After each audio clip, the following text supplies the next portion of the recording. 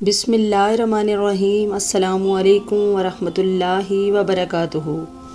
پیارے سننے والو، آج ہم ایک خاص درود شریف کی بات کریں گے جو مختصر بھی ہے اور دل کے بہت قریب بھی۔ جزا اللہ عنہ محمد صلی اللہ علیہ وسلم ما هو اہلہ۔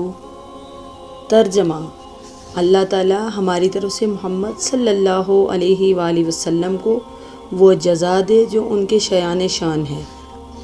یہ درود اس محبت اور عقیدت کا اظہار ہے جو ایک مومن کے دل میں رسول اللہ صلی اللہ علیہ وآلہ وسلم کے لیے ہونی چاہیے۔